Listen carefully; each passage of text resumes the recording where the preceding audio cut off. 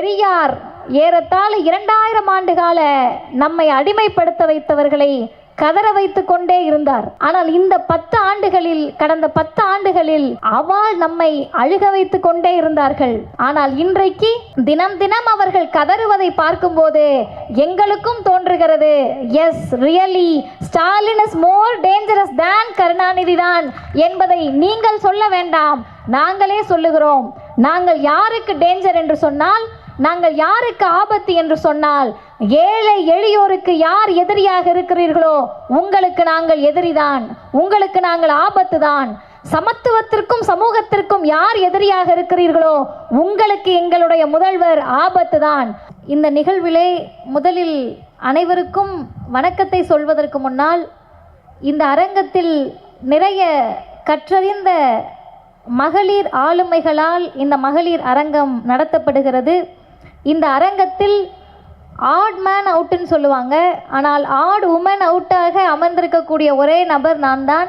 காரணம், அவர்கள் அனைவரையும் அறிமுகப்படுத்திய போது அவர்களுடைய அனுபவ வயதே 25, 30, 40. ஆனால் என்னுடைய உண்மையான வயதே 25 தான். எனவே அவர்களுடைய அனுபவத்தில் கால்வாசி கூட இல்லாத என்னை பேச அழைக்கிறார்களே என்று முதலில் அச்சம் இருந்தது. பிறகு நானே எனக்கு சமாதானம் தெரிவித்து கொண்டேன்.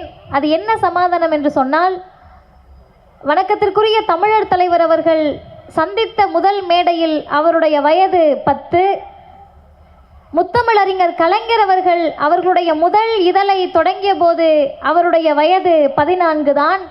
எனவே திராவிட இயக்கத்தினுடைய வளர்ச்சி என்பது தலைமுறை இடைவெளி இல்லாமல் அந்த கொள்கையை கடத்துவது.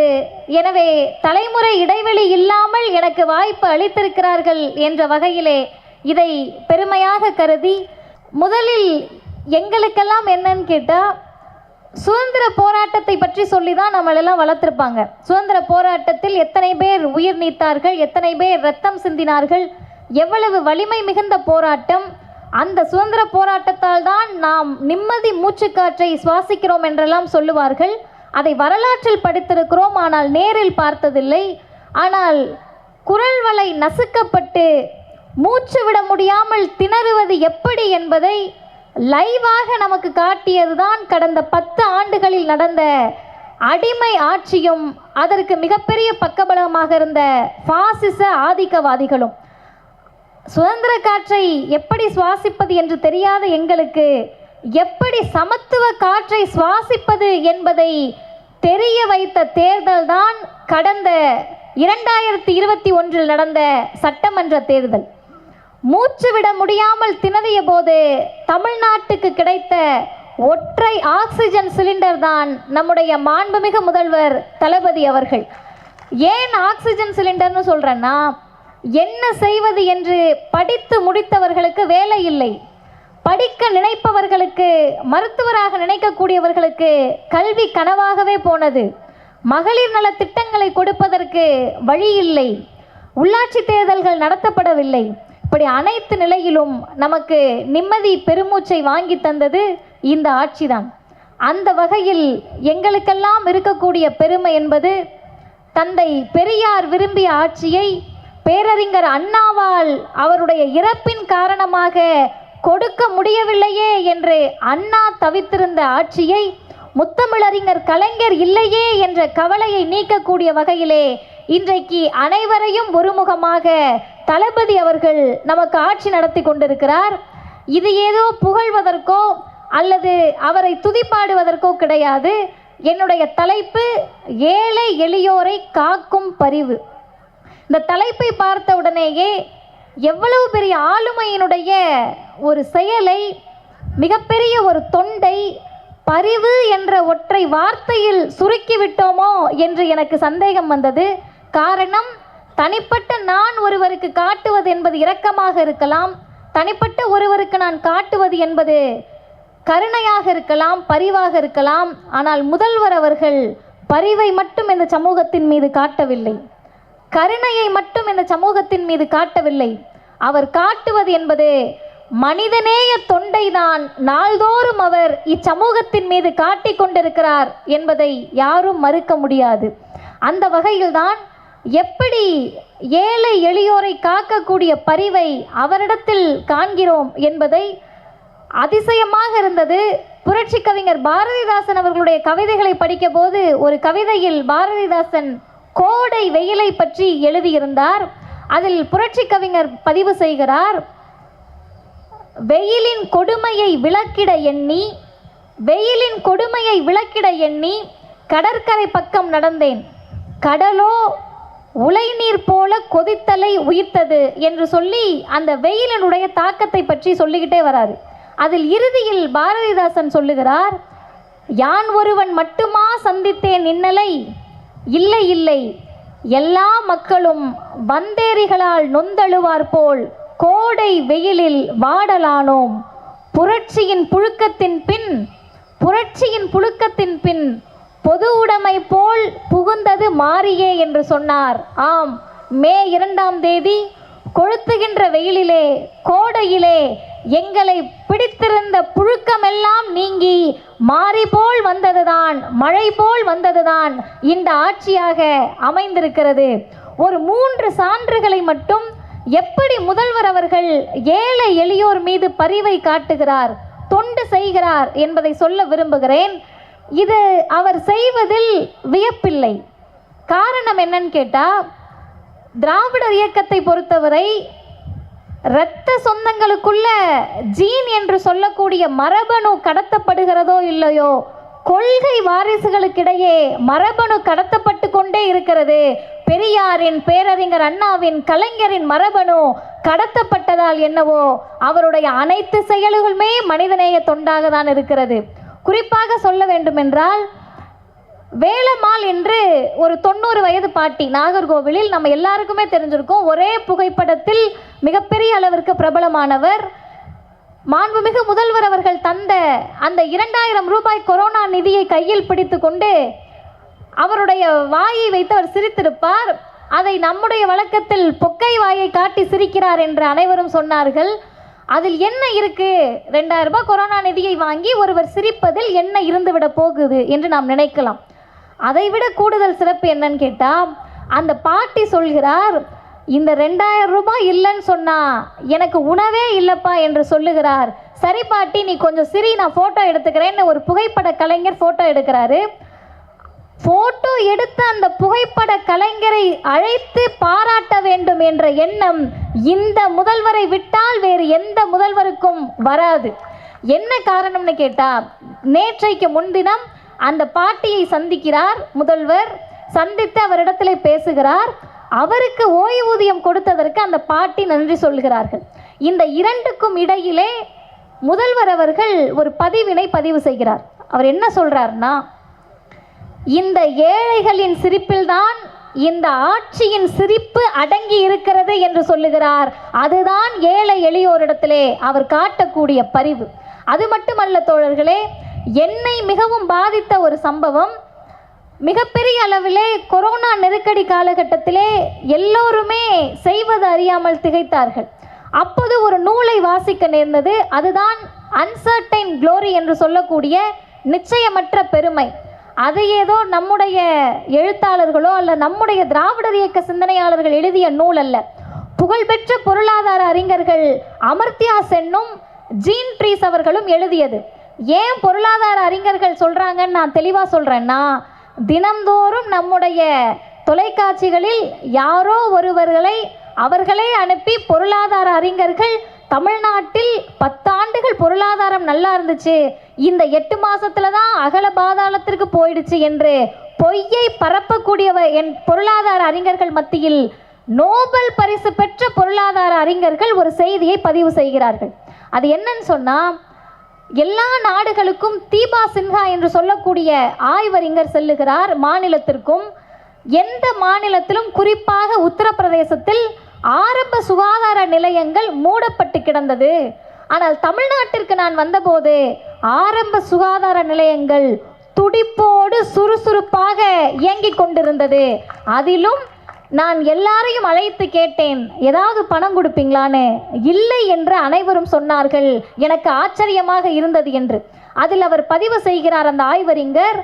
பொது மருத்துவத்தில் முதலிடத்தில் இருக்கக்கூடிய மாநிலம் தமிழ்நாடு என்று அது தொடங்கிய ஆண்டு 2006 முத்தமிழறிஞர் டாக்டர் கலைஞர் அவர்களுடைய ஆட்சியிலே.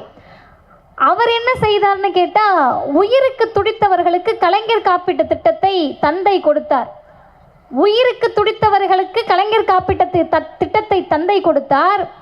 துடித்தக்கூடிய உயிர்களை நேரடியாக வந்து காப்பாற்றுகிறோம் என்று சொல்லி மக்களை தேடி மருத்துவம் என்ற உன்னத திட்டத்தை தளபதி அவர்கள் தந்தார்.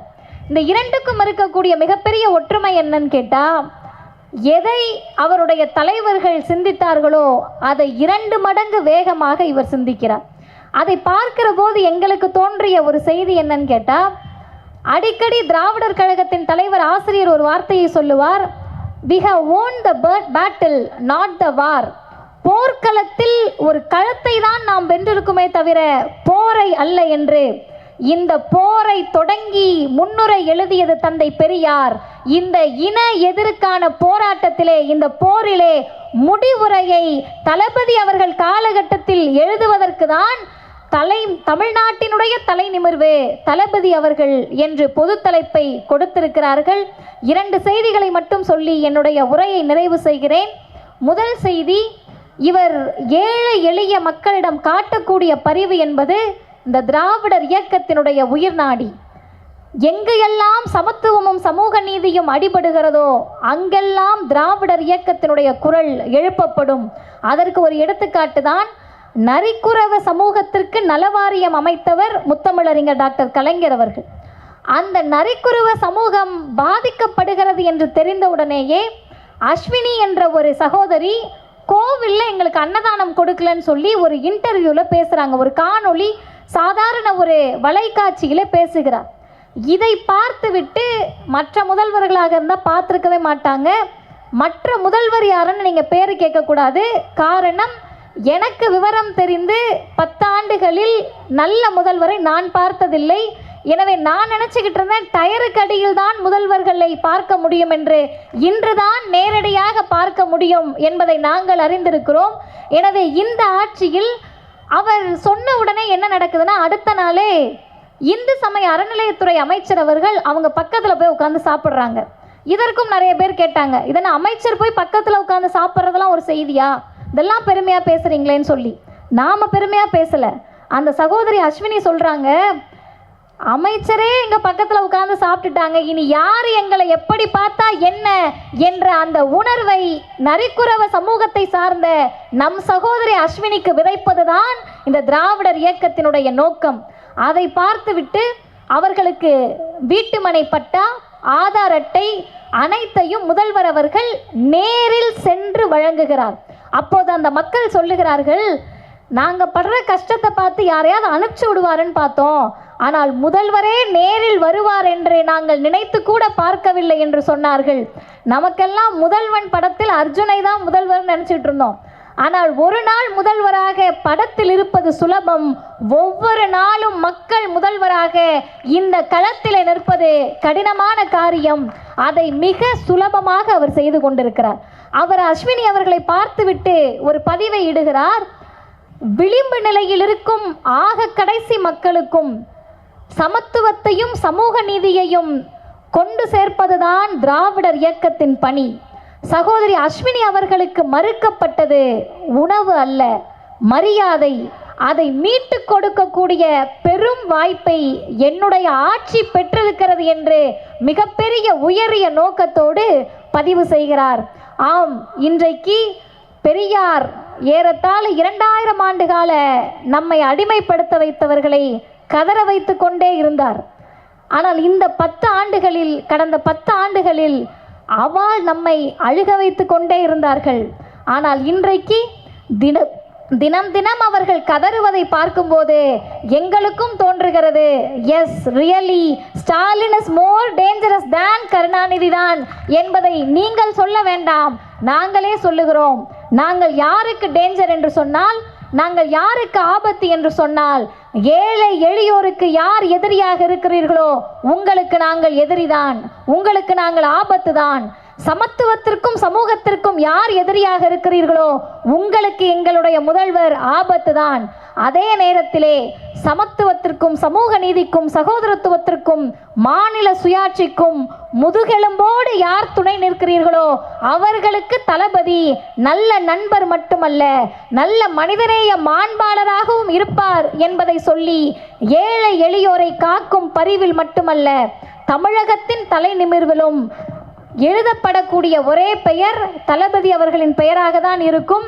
நிறைய பேர் கேட்பாங்க, ஏன் நீங்கள் பதிலே யாருக்கும் சொல்ல மாட்டீங்க? திகாரவங்க திமுககாரங்களாம் அமைதியாக இருக்கீங்க, எவ்வளோ வசைப்பாடுறாங்க, எவ்வளோ ஏளன பேச்சுகள், எத்தனை பேசுகிறாங்க, எவ்வளோ பட்ட பெயர்கள் வைத்தார்கள், இப்போ உங்கள் ஆட்சி தானே பதில் சொல்லலாம்லன்னு கேட்பாங்க. நாங்கள் பதில் சொல்லுவது காலத்தால் அழிந்துவிடும். நாங்கள் சொல்லக்கூடிய பதில் காலத்தில் நிலைத்து நிற்காது. ஆனால் தளபதி அவர்கள் தினமும் பதில் சொல்லி கொண்டுதான் இருக்கிறார். காலத்தால் அழிக்க முடியாத அந்த பதிலுக்கு பெயர்தான் தளபதியின் செயல். அந்த செயல் இருக்கின்ற வரை தமிழ்நாட்டை இவர்தான் ஆழ்வார் என்று சொல்லி முடிக்கிறேன். நல்லதொரு வாய்ப்புக்கு நன்றி, வணக்கம். அடுத்ததாக வருபவர் வைகரை வான் வரவு என்கிற தலைப்பில் பேச மரியாதைக்குரிய மீரா நாகராஜன் அவர்கள் வருகிறார். இவர் குறித்த அறிமுகத்தை நம்முடைய மருத்துவத்துறை அமைச்சர் ஏற்கனவே சொல்லிவிட்டார். ஏறத்தாழ திரைப்பட தயாரிப்பாளர் பிரமிட் நடராஜன் உங்களுக்கு எல்லாருக்குமே தெரியும். சத்தம் போடாதவே எல்லாரையும் மிரட்டுறவரில்லை. மற்றவங்களாம் தாட்டு போட்டு சத்தம் போடுவாங்க. சத்தம் போடாதே மிரட்டுகிற வில்லன் குடும்பத்திலிருந்து வந்திருக்கிறார். 1000க்கும் மேற்பட்ட பட்டிமன்ற